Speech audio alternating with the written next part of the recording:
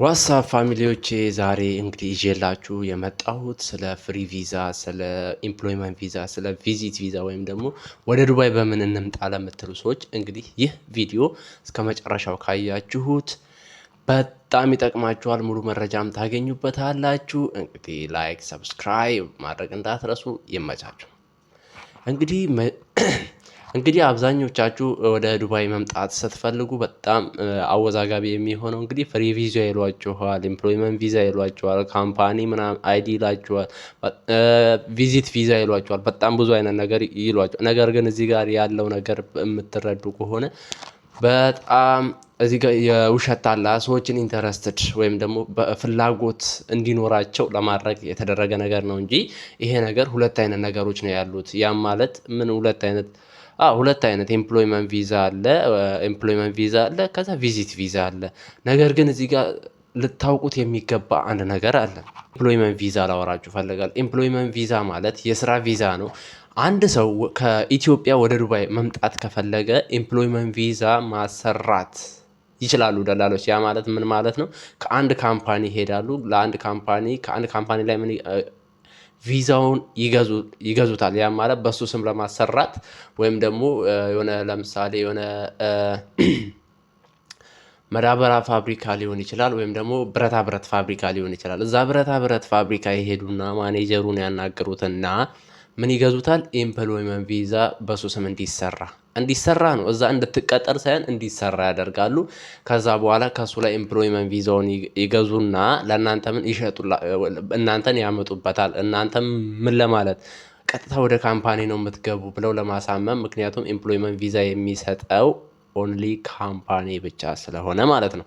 ስለዚህ እንደዛ ይሉና እነሱ ኤምፕሎይመንት ቪዛውን ከካምፓኒው ይገዛሉ። ከዛ ለእናንተ ደግሞ ምን ይሏችኋል? ኤምፕሎይመንት ቪዛ ተሰርቶላችኋል፣ ከኢትዮጵያ ወደ ዱባይ ስትመጡ ቀጥታ ወደ ስራ ነው ይሏችኋል። ስለዚህ ነገር ግን እንደዛ አይደለም። እናንተ እንድትመጡ ይደረግና እዚህ ሀገር ወይም ደግሞ ዱባይ ከደረሳችሁ በኋላ ምንድን ነው የሚደረገው? ስራ ይፈልጉላችሁና ሌላ ስራ በቃ ለእናንተ ከተነገራችሁ ውጭ ሌላ ስራ ያስገቧችኋል ማለት ነው በኤምፕሎይመንት ቪዛው።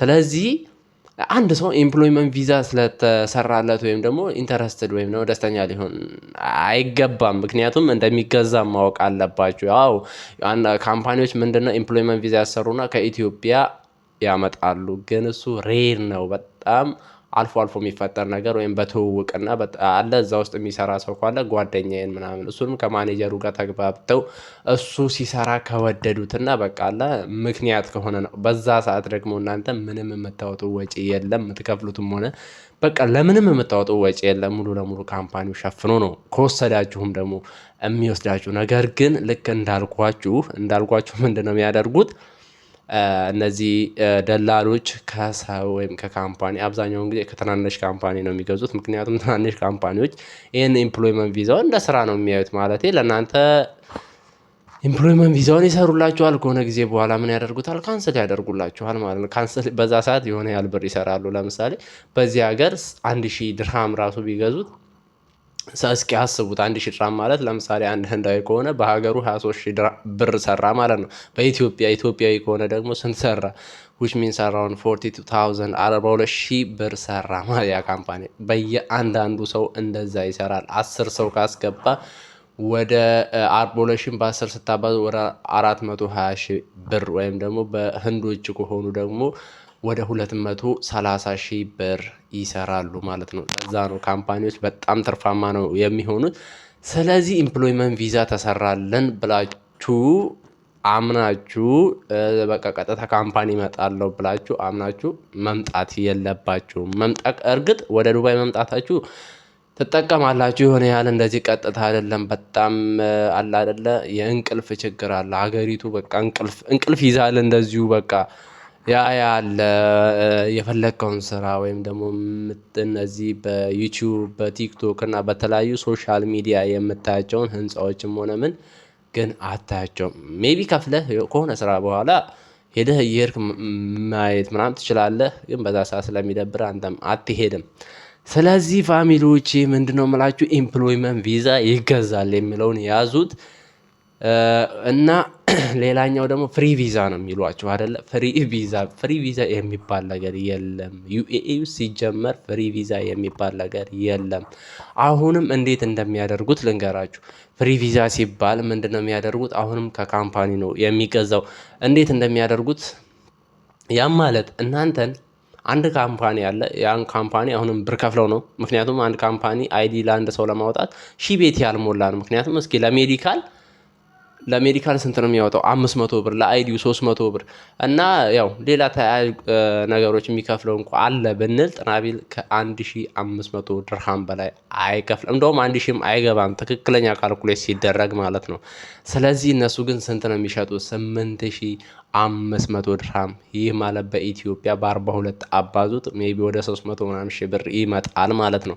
ስለዚህ ፍሪ ቪዛ የሚባል ነገር የለም። አይዲ ወይም የመኖሪያ ፍቃድ የሚገዛላችሁ ከካምፓኒ ነው። ያም ማለት ደግሞ ያ ካምፓኒ እና የ2 ዓመት ነው የሚሰራላችሁ። በ2 ዓመት ውስጥ ፍሪ ሆናችሁ ትሰራላችሁ። ያ ካምፓኒ በዛው 2 ዓመት ውስጥ ቢዘጋ የግብር ችግር ቢኖርበት የሆነ ከተዘጋ የእናንተ አይዲም ተዘጋ ማለት ነው።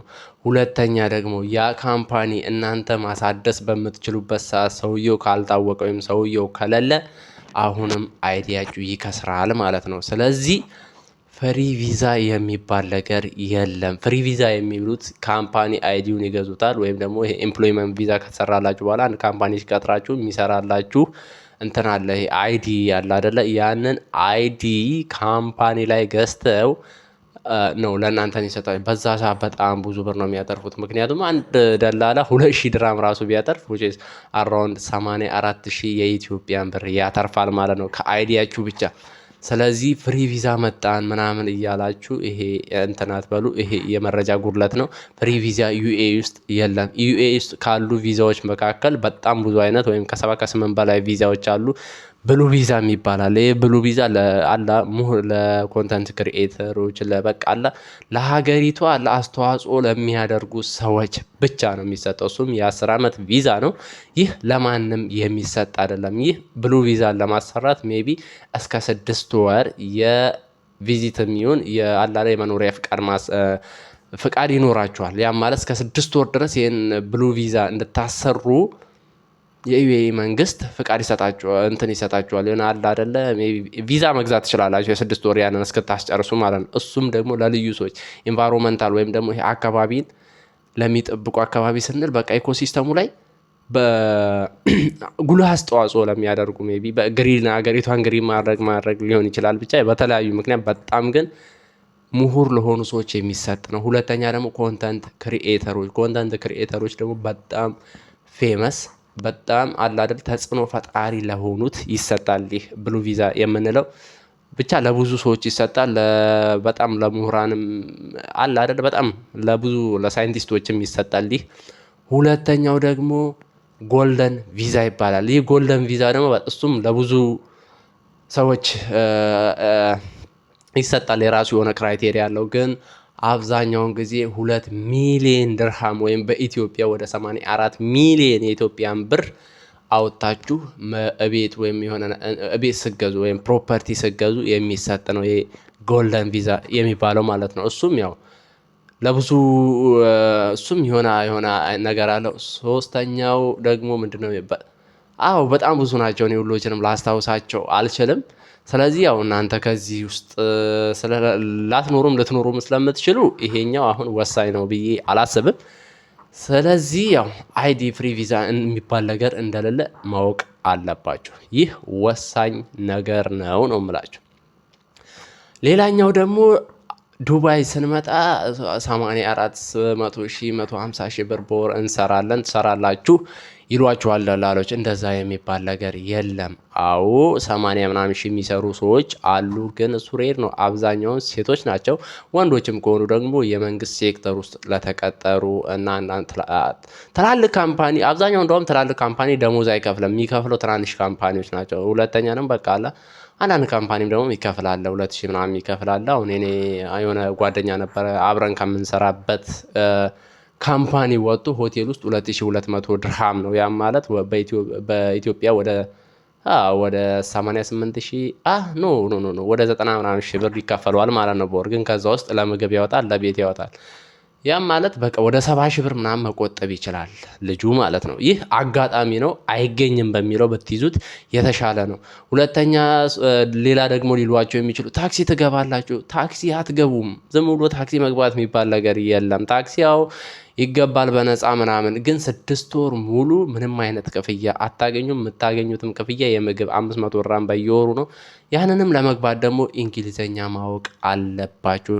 ፐርፌክት መሆን አይጠበቅባችሁም። ቤዚክ የሚባለው ላይ ሀዋሪዩ ምናምን ምንድን ነው የምትሰራው አይነት ነገሮች ለስራችሁ የሚያገዙ እንግሊዘኞችን ማወቅና ማንበብ ግዴታ ነው እዛ ለመቀላቀል። እሱም ደግሞ እኛ እዚህ ያለነውም አልተቀላቀልንም። እናንተ ከዛ መታችሁ የመቀላቀል እድላችሁ ጠበብ ያለ ነው። ምክንያቱም ተፈልጎ ጊዜ ጠብቆ ገንዘብ ያስፈልጋችኋል። እዛ ከመግባታችሁ በፊት ያው ደላላው እንዳለው ቀጥታ ወደዛ እንደማትገቡ ልነግራችሁ ስለፈለግኩ ነው።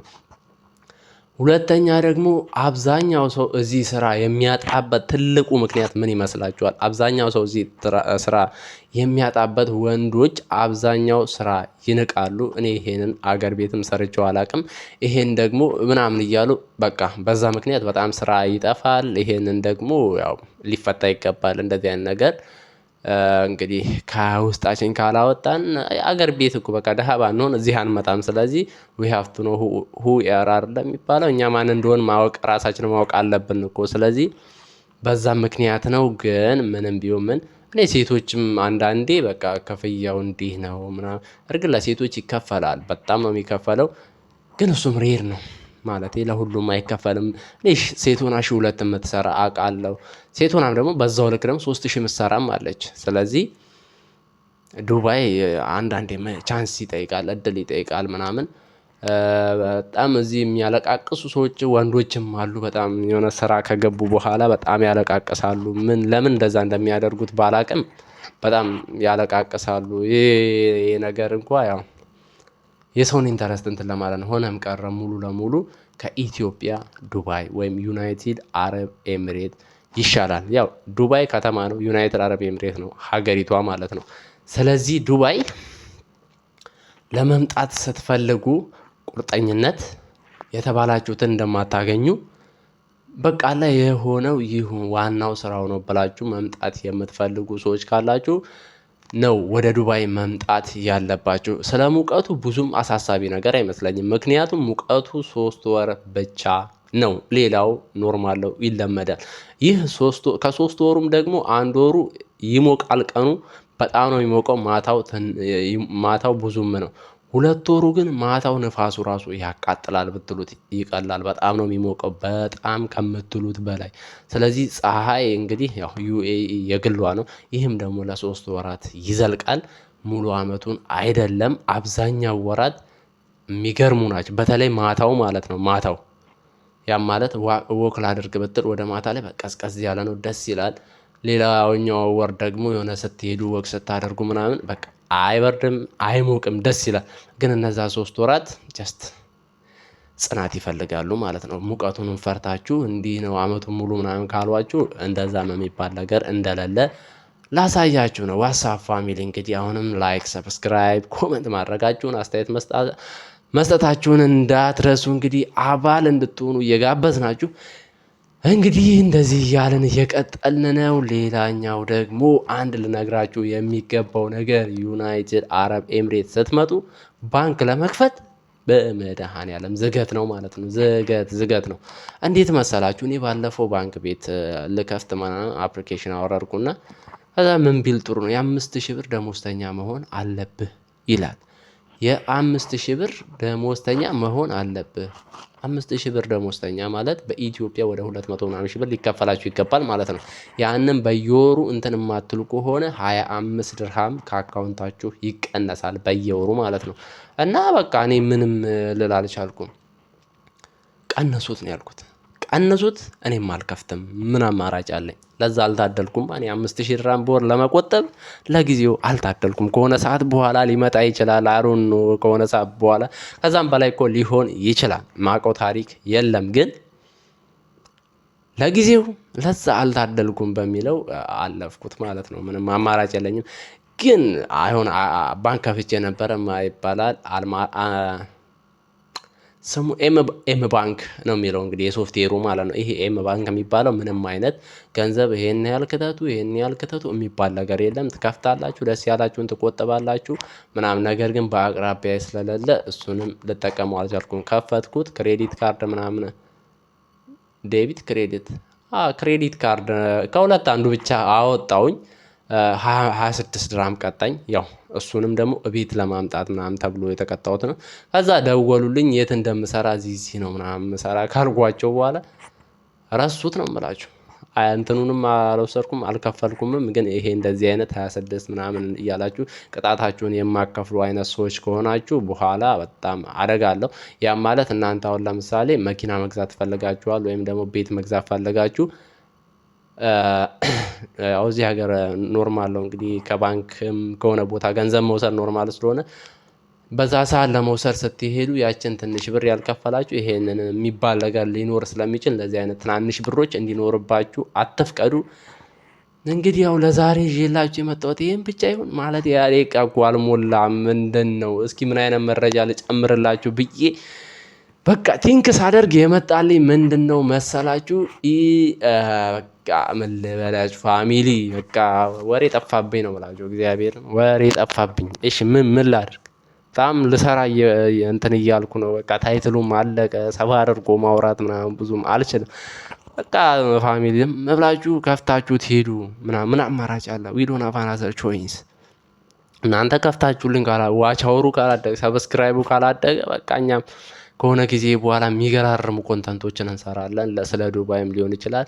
ዱባይ ላይ ስለተሰሩ ቀልዶች ዝም ብሎ በቃ ምን አይነት የሚያማሩ ሰዎች አሉ፣ ደግ ሰዎች አሉ፣ አጭቤ ሰዎች አሉ። ያው አጭቤው በጣም በመድኃኒዓለም ሸገር ላይ ግን ይጭበረበራል እንዴ? እንደዛ እንዴ? ሸገር ነው አይደለ? በቃ ይጭበረበራል የሚባለው በቃ እኔ እንደ ዱባይ አላየሁም። በጣም ሴቱ አጭቤ ወንዱ አጭቤ ኧረ በስመ አብ ይለያል እንዴ? ይለያል። እና ዱባይ ስትመጡ እንግዲህ የምታዩት ነገር ፀሐይዋን ኢማጂን አታደርጉም። ጀስት እሱ ሙቀት ነው፣ እሱን ጀስት ፍቱት። ግን ሌላ በጣም እየሄዳችሁ የምትዝናኑበት ቦታዎች አሉ፣ ባህር ዳርቻዎች አሉ፣ በፍሪ ማለት ነው። ባህር ዳርቻዎች አሉ። በቃ እንደምታውቋት ነው ከተማዋ ምናምን። እዛ እሁድ ወይ የሆነ እረፍታችሁ ቀን እየሄዳችሁ ሪላክስ ምናምን ማድረግ ትችላላችሁ። በጣም እንግዲህ ያው ብራችሁን መቆጠብ ማትፈልጉ ከሆነ ግን ዱባይ በጣም የምትመከረው እኔ ለማን መሰላችሁ? እግዚአብሔር ለፈጣን ሰዎች መክራታለሁ። ዱባይ እዚህ መጥተው የሆነ ተፍ ተፍ ለሚሉ ሰዎች ኧረ የምትገርም ቦታ፣ በተለይ ፍሪላንስ ለሚሰሩ ሰዎች ድሮፕ ማለት በቃ ድሮፕ ሺፒንግ፣ አፊሌት ማርኬቲንግ፣ ኮንተንት ክሪኤቲንግ፣ ቪዲዮ ኤዲቲንግ ምናምን የሚባሉትን ለሚሰራ ሰው ኦ ማይ ጋድ ኢዝ ቤስት ፕሌስ ነው። በቃ እችኛዋ ነች። በቃ ትክክለኛው ቦታ ይሄ ነው የምላችሁ። በጣም የሚገርም ቦታ ነው ዱባይ። በጣም የሚገርም ሁሉም ነገር ይሰራል። እንዲህ አሁን ለምሳሌ እናንተ ባይናንስ ላይ ገንዘብ ልክተት ካላችሁ ሄዳችሁ የሆነ ኤቲኤም አለ እዛ ጋር ስትሄዱ ባይናንስ የሚል አለ። ያስፈልገውን ነገር ትሞላላችሁ። ልክ እንደ ካርድ ትሞላላችሁ ባይናንስ ላይ። ይህ ኢትዮጵያ ላይ ለጊዜው የለም። ትገዛላችሁ ዩኤስዲቲም የክሪፕቶ ከረንሲም የተለያዩ ነገሮችም ሲኖሩ ትገዛላችሁ እንጂ ጀስት ዳይሬክት እንደዚህ የምትከቱበት ቦታ የለም። ሁለተኛ ኧረ በስመ አብ ብቻ ለእንደዚህ አይነት ሰዎች በጣም ወሳኝ ዩቲዩብስ ብትሉ ዩቲዩብ ለመስራት ራሱ በጣም ወሳኝ ቦታ ነው። ክፍያ ይከፈላል፣ ሁሉ ነገር ይደረጋል። ያው አድቨርታይዝመንት ታውቃላችሁ እዚህ በጣም ይሰራል። በጣም ከሆናችሁ እዚህ ሲጀመር አድቨርታይዝመንት ወይም ማስታወቂያ ለመስራት ራሱ ኢትዮጵያኖች ራሱ በደንብ አይደለ እንደዚህ ያሉት የሚያሰሩ ማስታወቂያ እዛ ኢትዮጵያ ውስጥ እንዳሉት አይደሉም። እዚህ ያሉ በጣም ነው የሚያሰሩት። በጣም አዋጭ ነው ይሄ ነገር ማለት ነው። ስለዚህ እንዲህ አይነት ሀሳብ ያላችሁ ምላስ ያላችሁ ሰዎች በቃ ዱባይ ለእናንተ ነች። ጀስት ደሞዝ ኢማጂን አታደርጉ። ደሞዝ ከደሞዙ ይልቅ ነፃነት ቢሰጣችሁ ነስ ያለ ደሞዝ ተከፍሏችሁ ነፃነት ያለበት ቦታ ብትገቡ በጣም ብዙ ገንዘብ ትሰራላችሁ። ቲክቶክ ብትሉ፣ ኢንስታግራም፣ ፌስቡክ ብትሉ በሁሉም ሶሻል ሚዲያ በቃ ጎበዝ ከሆናችሁ ዩ አር ኤ ሚሊየነር ማን ዩ አር ኤ ሚሊየነር። እንዴ በነዛ ደንበኞች ስራ ራሱ ብትሰራ እስኪ አስበው። ስለዚህ በጣም የሚገርም ቦታ ነው ለእንደዚህ አይነት ሰው ነው የምለው። ያው ግን ከዘሩ አንጻር ግን ሀቢቢ አሁን ምለው ነገር የለም ፋሚሊዎቼ እንግዲህ በጣም በቃ ተከታተሉኝ። እኔ ምንም አበረታቱኝ ነው ምለው ነገር ሌላ ምንም የለም። ምክንያቱም በቃ እስኪ አስቡት አንድ ቪዲዮ ለመስራት እንደዚህ በቃ ሀሳብ የሚጠፋብኝ ከሆነ ሌላውን እስኪ አስቡ። በቃ ከዚህ በኋላ በደንብ እያነበብኩኝ ሙሉ መረጃ ስለ ዱባይ እና ስለተለያዩ ስራ ማግኘት የምትፈልጉ ከሆነ እኔ ያገኘሁትን ስራ ፖስት ማደርግበት ቦታ የት ነው? ኢትዮ ዱባይ ቫይብ ዩቲዩብ ቻናል ላይ ነው ማለት ነው። በጣም ወሳኝ የሆነ ቻናል ነው ይህ እንግዲህ ለመጀመሪያ ጊዜ የሰራ ነው ቪዲዮ ነው። እኔ ምንም አልላችሁም። ይህ ለመጀመሪያ ጊዜ የሰራው ቪዲዮ ነው ዩቲዩብ ላይ። ያው ፋሚሊዎቼ ትመጣላችሁ ሰብስክራይብ ታደርጋላችሁ ብዬ ተስፋ አደርጋለሁ። ታበረታቱኛላችሁ ብዬ እንግዲህ ያው ጀስት በቃ ሆፔ እናንተ ላይ ጥያለሁ። ፋሚሊ ይላል። ኧረ ላሽ በቃ ይመቻችሁ።